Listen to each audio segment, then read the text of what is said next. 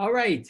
Well, I am, as many of you know, conscientious about time, yours, so that I want to again say thank you to being with me and to allowing us to learn together, which is no greater way to mark a milestone.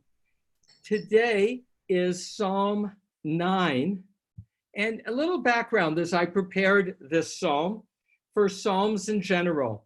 And that is what I've enjoyed sharing with you in regard to these Psalms is the preparation, namely looking at a poem very closely. And in doing so, where in the past I've just read Psalms and maybe a word or two would pop out.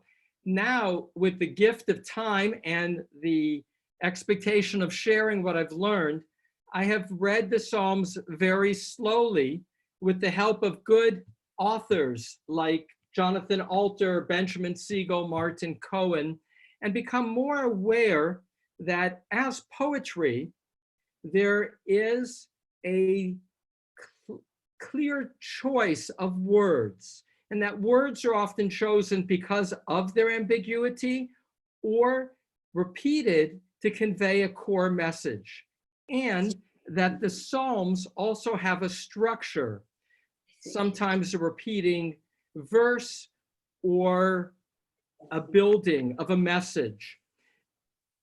What is distinctive about Psalms is that they are poems, but they're poems that are liturgical. There are poems where God is the audience. And that's why Psalms are really the underpinning of Jewish liturgy, and for that matter, Christian liturgy, have relied on these poems as not only records of how somebody in the past addressed God, but like with all great songs or great poems, they have the opportunity to become our own words. And at the end of this psalm, Psalm 9, I'm going to invite you to share any one thought reactions to it. So I'll talk, as I tend to try, till about 10:20, and then 10:20 to 10:30, to have some of your reactions to give added insight. I will add that part of my process of preparation is translating the Psalms for myself, which means I'm looking at the Hebrew, but I'm also looking at different translations and making choices.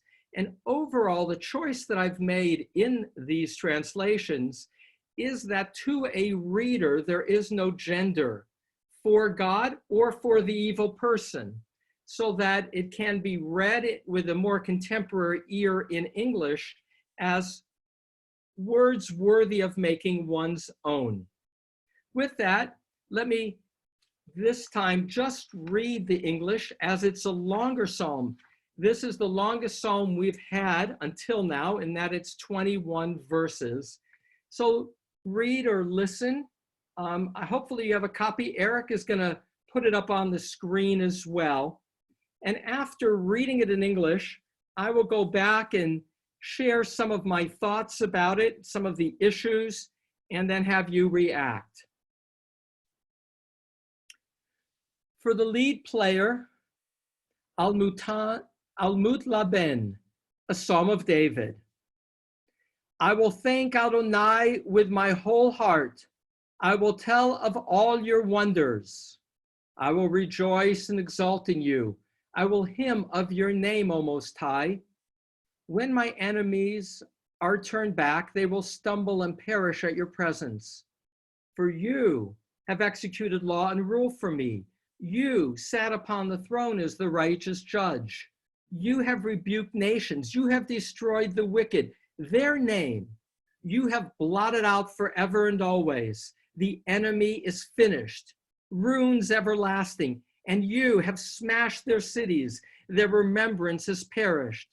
But Adonai is forever enthroned. God is prepared for judgment, the divine throne.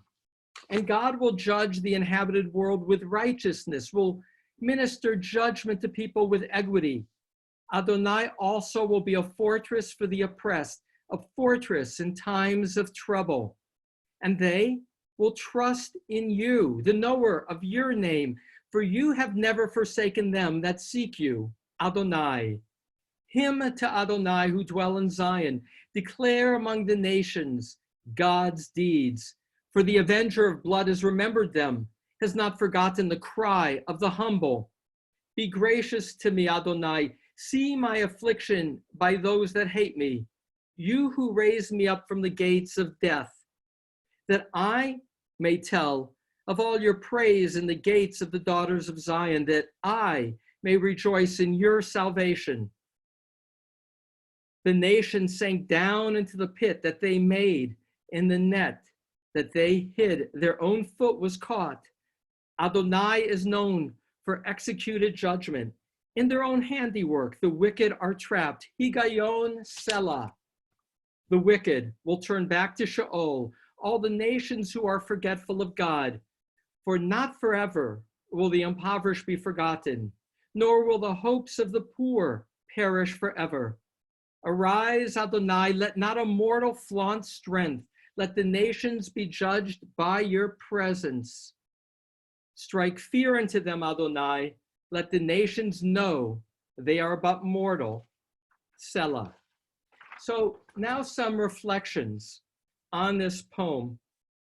The first thing to note is that in reading it out loud, I was impressed to hear something I didn't in reading it to myself. And that is, particularly at the beginning of this psalm, the repetition of the word you. Clearly the psalmster is talking to God. And there's that sense of you, listen to me, you. And it starts with such sense of confidence in God as supreme judge, with a history of having punished the wicked. And therefore, with that quality of the immediacy of God, there's a shift. And that shift is verse 14. Right in the center of that psalm, we see and hear the vulnerability of the psalter. Be gracious unto me, Adonai. See my affliction by those that hate me. You who raised me up from the gates of death. And note that it's the gates of death. You'll see why I emphasize that. It's not, he's like peering toward death. The gates are there, but he's not crossed those gates.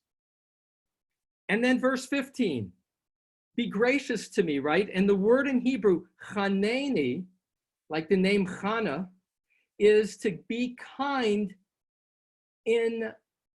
for no good reason, just because you are kind. So God, be kind to me, unjustifiably, if it be. And verse 15, that I may tell of your praise in the gates of the daughters of Zion, that I may rejoice in your salvation. Here too, a play on this gates. You have Sha'arei Mavet, the gates of death, and Sha'arei Vatzion, the gates of the daughters of Zion.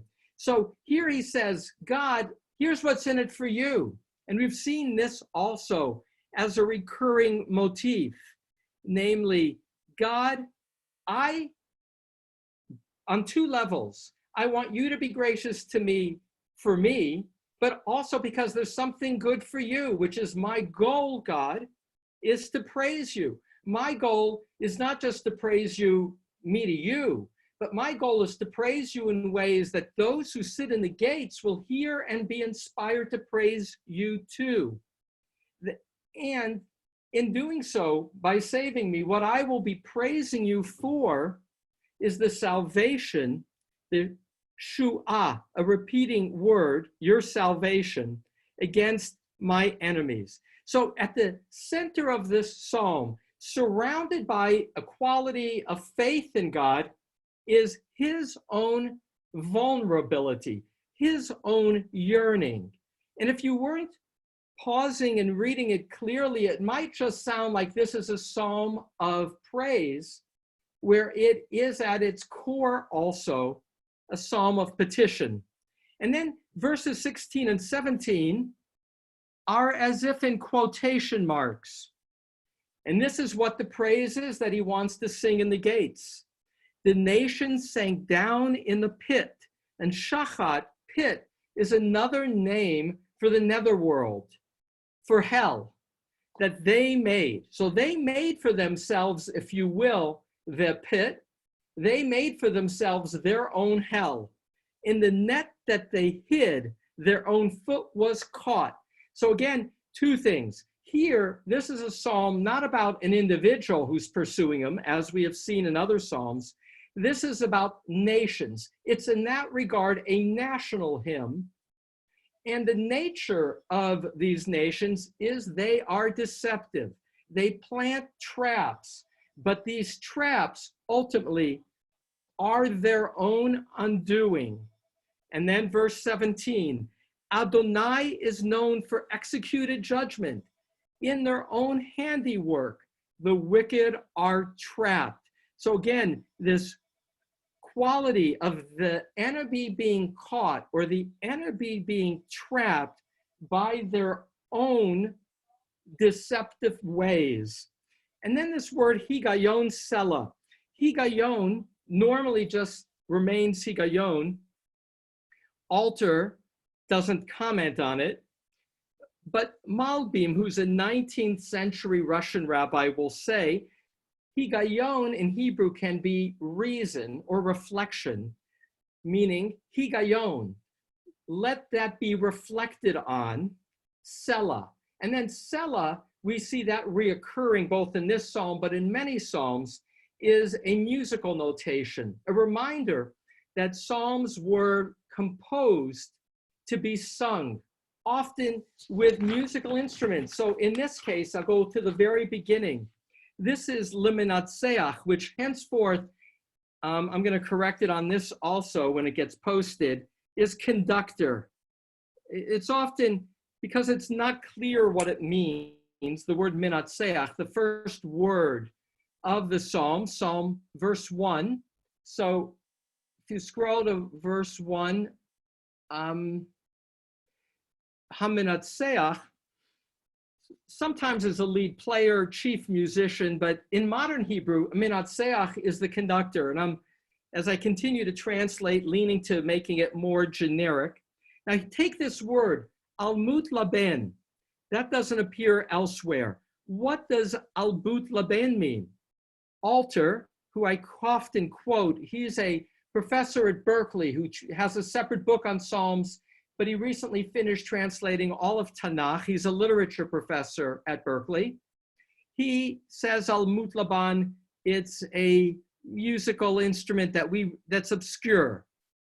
But for the rabbis, for Psalms, there's often a tendency to want to link it to a historic moment. So here's some different choices. Rashi, the great commentator of the 11th century of France, he says Laban is a foe who lived during King David's time, who had great successes, and David is responding in victory. He's challenged to say, but we don't find such a person, Laban, mentioned anywhere, to which Rashi would respond, well, that doesn't matter. Radak, David Kimchi, living in Spain in the 13th century, he says, who is this referring to? The Mut Laban, the death of Laban, which can be the white one. He says it's Goliath and the Philistines, hence a psalm written by a young David and responding to an enemy of the people of Israel. Al-Sheikh, a later commentator, says, no, this is for the death of the son, and the son of David's who died was a son born from his adulterous relationship with Bathsheba, which you can find in 2 Samuel, 1 Samuel 17, and then his death in 2 Samuel 12. And that he's responding again as a middle-aged David to the loss of a son. I mention that in that these inscriptions of Psalms for the reader are usually obscure. And for traditional commentators, prompt a linking to a particular time, but aren't necessarily so. And that leads me to another piece, and that is Psalm 9 for Benjamin Siegel. He entitles it An Unfinished Symphony, and he links it to Psalm 10, which we'll look at tomorrow in our half hour. Here in Psalm 9, it begins first as an acrostic, in alphabetical. So verses 2 and 3 start with Aleph, Daled. The fourth verse starts with a Bet, and the sixth verse is a Gimel, and then you have Daled is skipped, but 7 is the letter Hey, Chet is the letter Vav, and then verse 12 is Zion, verse 14 is Chet, and verse 16 is Tet. So if you take those verses, there's an acrostic, but it stops at the letter Tet. And you'll see tomorrow that chapter 10 will begin with the letter Lamed. So it'll pick up the acrostic, as if Psalm 9 and 10 were originally one larger psalm that got split into two. Tomorrow, in greater depth, I'll analyze the pros and cons of seeing Psalm 9 and Psalm 10 as two separate or combined psalms. What is to know is that Psalm 9, in contrast to Psalm 10, is about the nation and its enemies. Martin Cohen, who used to be the rabbi at Temple Eilat, a dear friend, has a book on Psalms, and he imagines this writer as looking at history and saying those who were Israel's enemies in the past, verse 7, you smashed their cities, their remembrance has perished. The greatest curse is that your memory will be obliterated.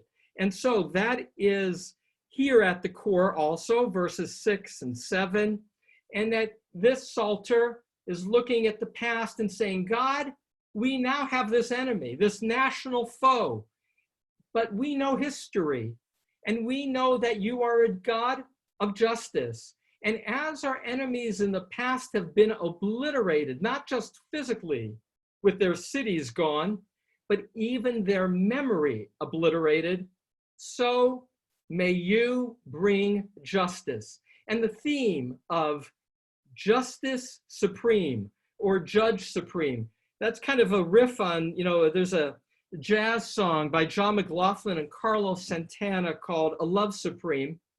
And as I was reading this, that keeps getting repeated, a love supreme, a love supreme. And as that repetition of a love supreme was resonant in my mind, that seemed to me to be a repetition throughout Psalm 9, a judge supreme. We have a national enemy, a judge supreme. Help me out, help us out, but help us out so that we can sing your praises. And the closing lines, a reminder of this word enosh. It gets repeated in verses 20 and 21. Enosh. The word enosh means mortal. Arise, Adonai, let not a mortal flaunt strength. Let the nations be judged before your presence. Strike fear into them, Adonai. Let the nations know they are but mortal. Selah. Did I lose you? Are you there? Damn it. Nah. We're here. Oh, you are good. Yeah. Your picture has disappeared because of a phone call that came in on my phone. Now I just need to 1 second. All right, I'm just going to keep talking as long as you can hear me. And so to conclude this, verses 20 and 21, contrast human mortality. Look at verse 18. The wicked will turn back to Sheol, all the nations who are forgetful of God. Sheol is the grave. So they who are but mortal, they return to the grave. But you, God, you are supreme. You are a judge, and your judgment will endure. With that, we have now some time. Again, I'm not sure why, and this is my learning curve, how to get the picture back. 1 second. If you, Rabbi, if you go to the bottom of your screen and you'll find the Zoom icon, just click on that, the very bottom of your screen. Okay, 1 second. Okay, now you're back. I just have to go down. Carl, thank you. You're welcome. All right. And at the end, I don't want to forget, we have Kaddish to say for Carl's mom today at the very end. So now that I can see you again, I'm refocused. And what are some of what resonates or grabs you in hearing Psalm 9, which I called a judge supreme? Rabbi, a couple of things. Okay. First, I hate to... Shelby, just pick one because of limited time. Pick one thing you want to emphasize. Go ahead, Shelby. That is Alex.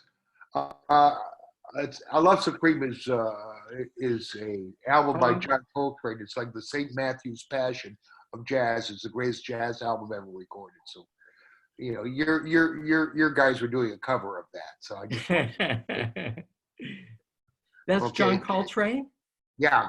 See? I Love Supreme. Gotta listen. It's a John Coltrane song. You're right. Okay, yeah. Go ahead. Thank you, though. And the second thing is where it says you fall into your own traps. It strikes me like Wile E. Coyote. I think I'm wondering if Warner Brothers cartoons were inspired by this song. Wile E. Coyote falling into his own traps.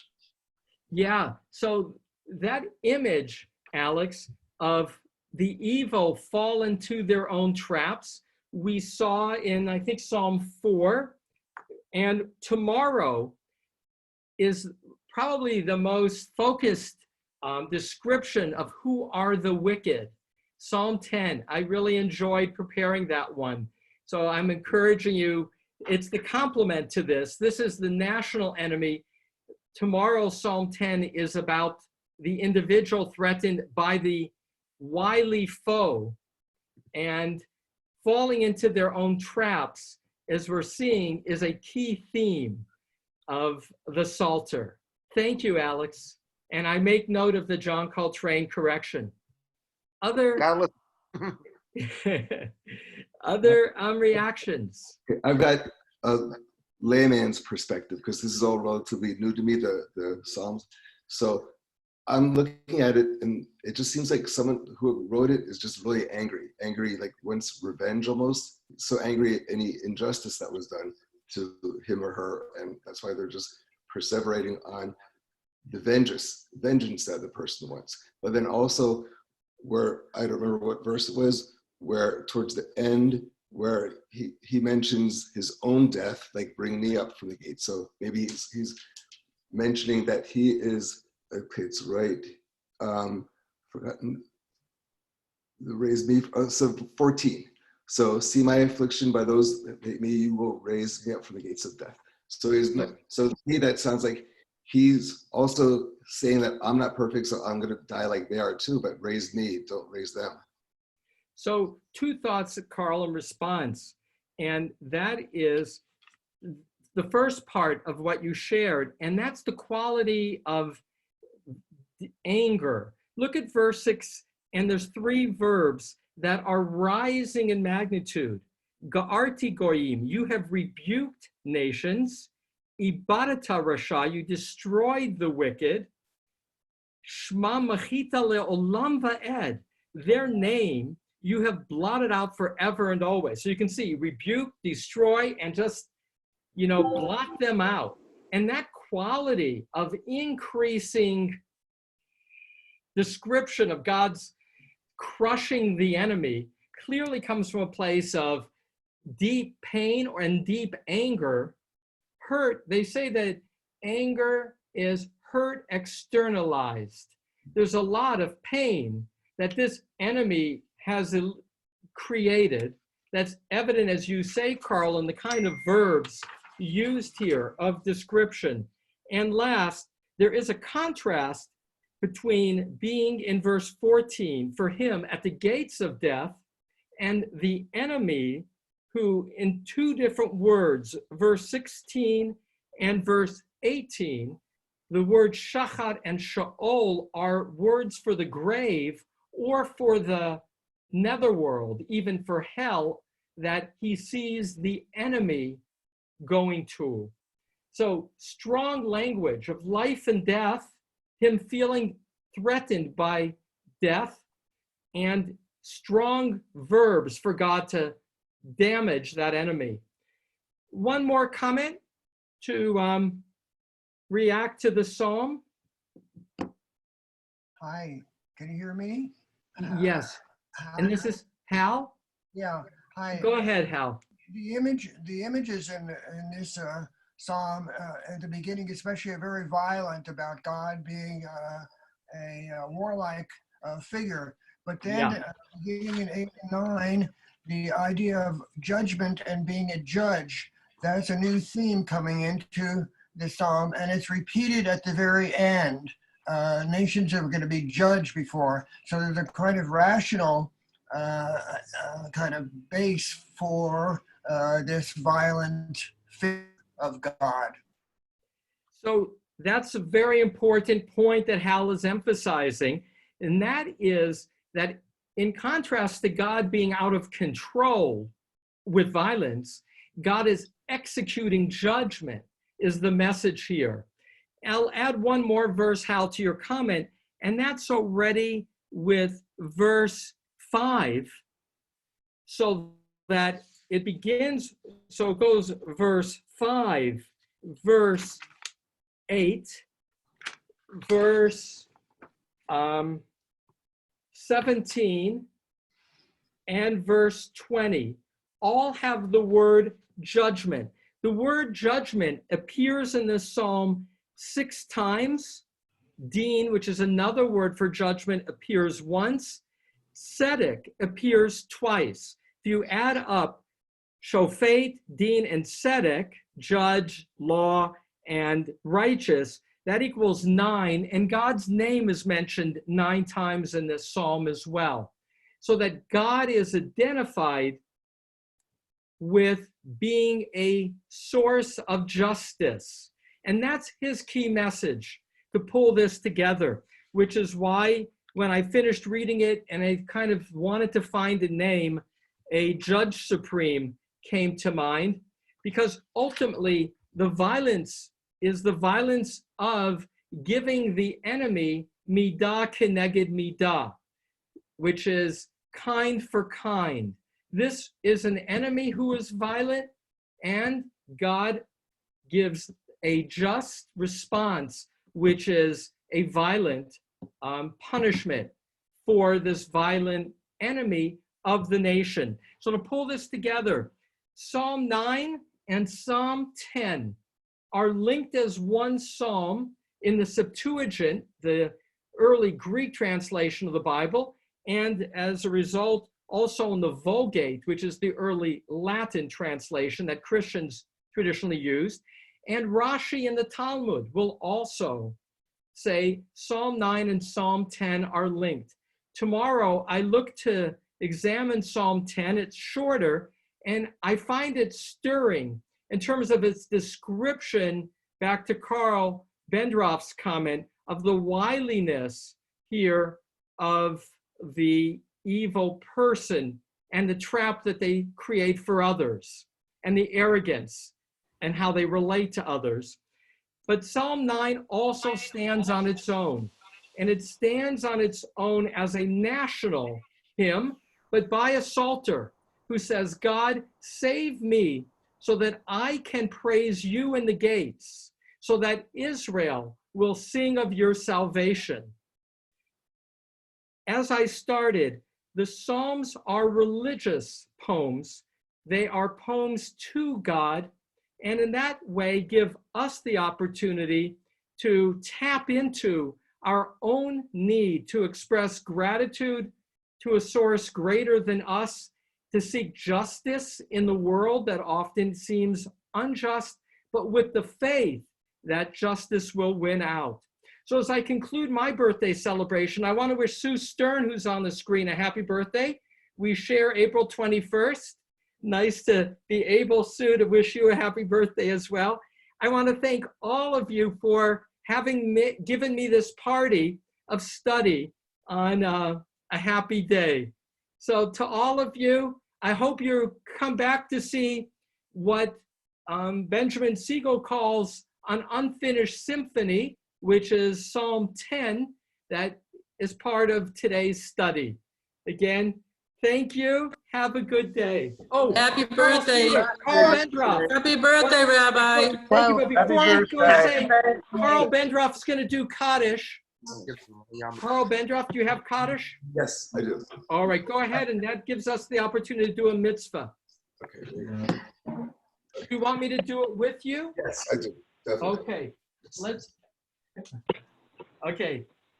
Yitkadash, Yitkadash, Shemei Rabbah, Amen. Yoma, Divra, Kirute, V'yamlich Malchute, V'chayechon, V'yomechon, V'chaye, V'chol Beit Yisrael, Magalau, V'zman Kari, V'imru, Amen. Yehi Shmei Rabbah, Barak le'olam, amen.